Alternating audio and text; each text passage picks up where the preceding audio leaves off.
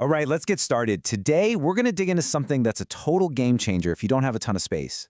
We're talking about how to grow a massive potato harvest, and you only need a few square feet to do it. So, have you ever looked at your balcony or your tiny patio and just thought, there's no way I can grow any real food here? Well, if that's you, you've come to the right place. We are about to completely bust that myth. And just look at this. This is what we're aiming for. Now, this beautiful basket of potatoes, it didn't come from some huge farm field. This can be your reality, all grown vertically in just one container. It's all about working smarter, not harder, to get these incredible results. 50 pounds. No, that's not a typo. 50 pounds. Agricultural research, from places like Cornell University, actually confirms that you can grow up to 50 pounds of potatoes in a space as small as 4 square feet. It sounds totally nuts, I know, but it is absolutely achievable if you use the right technique. Okay, now for all you data nerds out there, check this out. University studies actually compared the old school way of planting in rows to these vertical potato towers. And the difference? It's huge. A tower needs just 1 square foot per plant and can give you 3 to 5 pounds of potatoes. A traditional row, you're lucky to get 1 to 2 pounds. Plus, you get better-looking potatoes with less damage. This just perfectly shows the power of growing up instead of out. So how do we actually do this, right? Like any great project, it all starts with a solid foundation. Getting this first part right, that is the absolute key to unlocking that huge harvest we've been talking about. Okay, the very first, and honestly, the most important choice you're going to make is about the type of potato. They basically come in 2 flavors, determinate and indeterminate. The easiest way to think about it is this. Determinate potatoes are kind of like one and done. They grow all their spuds in a single layer. But indeterminate potatoes, these are the superstars for container growing. Why? Because they just keep on producing more and more potatoes all the way up the stem as the plant gets taller. Let's break that down a bit more. Your determinate types are quick. They're ready in about 70 to 90 days, but you get that one single layer. Indeterminate varieties, on the other hand, they take a bit longer, maybe up to 180 days. But, and this is the important part, that ability to grow multiple layers of potatoes is exactly what we need for a deep container or a tower. So here's the bottom line. For the biggest vertical harvest, you have got to go with indeterminate. And the best part is you don't have to guess which ones to buy. University Extension Services have already done the hard work for us, figuring out which ones are consistent winners in these vertical systems. So look for names like Russet Burbank, Yukon Gold, or Red Pontiac. These are all fantastic, super reliable choices for your container. All right, here's a little pro tip for you, a trick that'll give you a serious head start. It's called chitting, or sometimes green sprouting. It's really just the simple process of getting your seed potatoes to sprout before you even plant them. And the research shows this can actually shorten your growing season and maybe even boost your final harvest because you're encouraging more shoots to grow right from the get-go. And don't worry, it's super simple. About 4 weeks before you plan to plant, you're going to warm them up in a dark spot for about a week. As soon as you see little sprouts pop out, move them into some bright, indirect light. This is key. It keeps the sprouts green and strong, not like those pale, long, stringy ones you find on potatoes in the back of your pantry. Once they're about 1 inch long, boom, they're ready to plant. Okay, prep work is done. Now for the fun part, the hands-on stuff. Let's get these potatoes into their new home and set them up for that amazing vertical growth we've been talking about. First up, you need a container. Anything from a 5 to a 15-gallon pot is perfect. Just make sure it has drainage holes. That's non-negotiable. Now, fill it about 1/3 of the way with a 50-50 mix of potting soil and compost.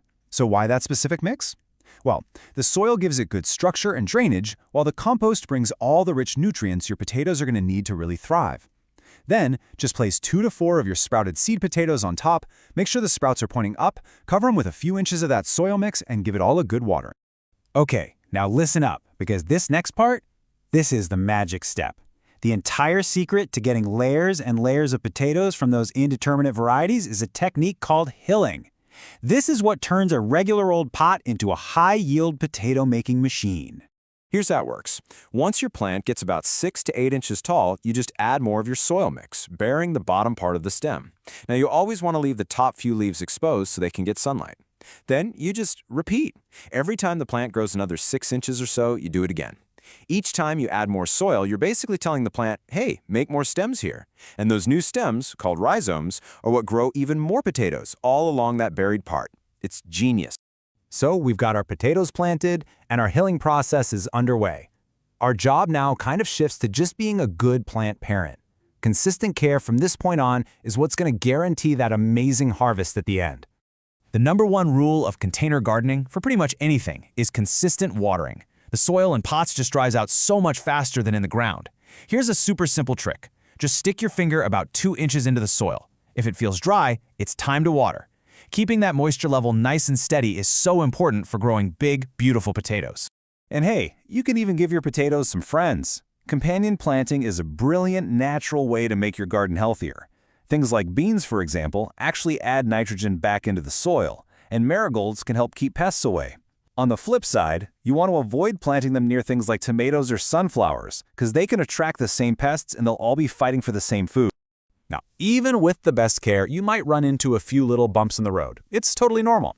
If you start seeing yellowing leaves, for instance, that's usually a sign they're hungry for nitrogen. A little compost tea will fix that right up. If you get to the end and your potatoes are really small, that almost always points back to inconsistent watering. And the great thing about growing in a container is that if you do see a pest, like a potato beetle, it's super easy to just pick it off before it becomes a real problem. Okay, after all those weeks of care and nurturing, we finally get to the best part, the payoff. It is time to claim your reward. And trust me, there is nothing quite as satisfying as this moment. You'll know it's time to harvest when the plant's leaves turn yellow and start to die back. When you see that, stop watering completely for about 2 weeks. This helps the potato skins get a little tougher, which is great for storage. And then, the really fun part. You just tip the whole container over onto a tarp and start your own little treasure hunt. It is so much easier than digging.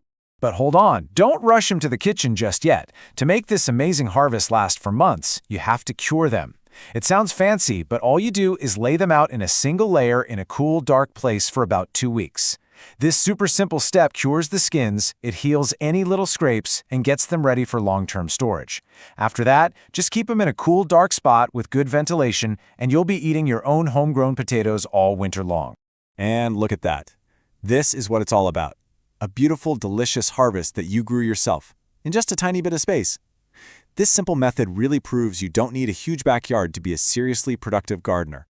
So the only real question left is, what are you going to make first? Is it going to be fluffy baked russets, or maybe some creamy Yukon Gold mash? Now that you know the secret, by picking the right kind of potato and using that vertical hilling method, you can turn any small sunny spot into an absolute potato-producing powerhouse. Happy planting!